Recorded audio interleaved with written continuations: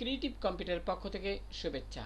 আপনারা যারা Adobe Illustrator নতুন ব্যবহার করতেছেন তাদের জন্য মূলত আজকের এই টিউটোরিয়ালটি।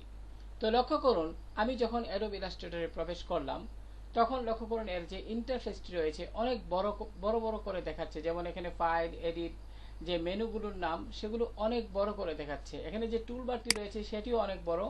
এছাড়া এক কথায় সবগুলো বড় করে দেখাচ্ছে, যেটা কাজের ক্ষেত্রে অনেক সময় সমস্যা সৃষ্টি হয়, অর্থাৎ দেখতে ভালো লাগে না। তো সেক্ষেত্রে আপনারা কিভাবে এই ইন্টারফেসের যে এই বিষয়টা আছে সেটা কিভাবে আর একটু ছোট করে নেবেন। তো প্রিয় শিক্ষার্থী, এই জন্য আপনি যে কাজটি করবেন, এখান থেকে এডিট মেনুতে যাবেন। এডিট মেনু থেকে প্রিপিয়ারেন্স, এখান থেকে জেনারেল। লক্ষ্য করুন এখানে জেনারেলে এখানে ক্লিক করবেন। ক্লিক করার পর যে উইন্ডোটি আসলো দেখেন এটিও অনেক বড় করে আসলো। তো এক্ষেত্রে যে কাজটি করবেন প্রিয় শিক্ষার্থী, লক্ষ্য করুন এক্ষেত্রে আপনি এখান থেকে ইউজার ইন্টারফেস, এখানে ক্লিক করুন। তারপর লক্ষ্য করুন এখানে ইউআই স্কেলিং, এখানে কিন্তু স্মল এবং লার্জ লেখাটি আপনারা দেখতে পাচ্ছেন। সেক্ষেত্রে কিন্তু এখানে প্রিভিউ আকারে বিষয়টি দেখাচ্ছে। তো এটি লক্ষ্য করুন এখন লার্জ এই পজিশনে কিন্তু এখানে এই স্লাইডারটা রয়েছে। তো আপনি কি করবেন, আপনি এখানে ক্লিক করবেন, ক্লিক করে একদম স্মল করে দিবেন।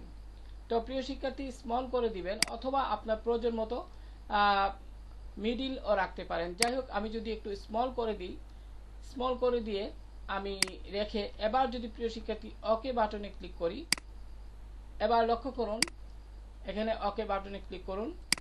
ওকে বাটনে ক্লিক করলে কিন্তু ইলাস্ট্রেটর সফটওয়্যারটি ক্লোজ হয়ে যাবে এবং পুনরায় নিজে থেকেই আবার সেটা আপনার রান করবে।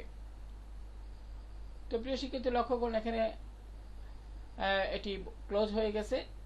এখন কিন্তু এটি পুনরায় আপনার রান হলো।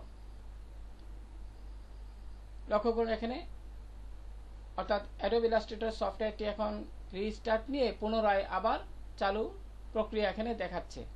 তো ক্ষেত্রে আপনারা সামান্য একটু অপেক্ষা করুন। তো এই প্রক্রিয়াটি নির্ভর করে অনেকটা আপনার কম্পিউটারের কনফিগারেশনের উপর।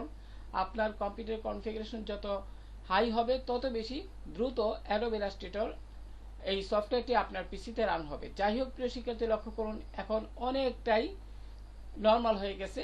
আগে এগুলো অনেক বড় ছিল, এখন ছোট হয়ে গেছে। তো আশা করি প্রিয় শিক্ষার্থী, যারা নতুন অ্যাডোব ইলাস্ট্রেটর শিখতেছেন বা অনেক সময় আমরা যারা কাজ করি নিয়মিত তাদের ক্ষেত্রে এরকম সমস্যা যদি হয় তখন আপনারা প্রয়োজন মতো করে আপনার স্ক্রিনের এই যে ইন্টারফেসটি রয়েছে সেটাকে কন্ট্রোল করতে পারবেন। তো আজকে এই পর্যন্ত, ভালো থাকুন সবাই, আল্লাহ হাফেজ।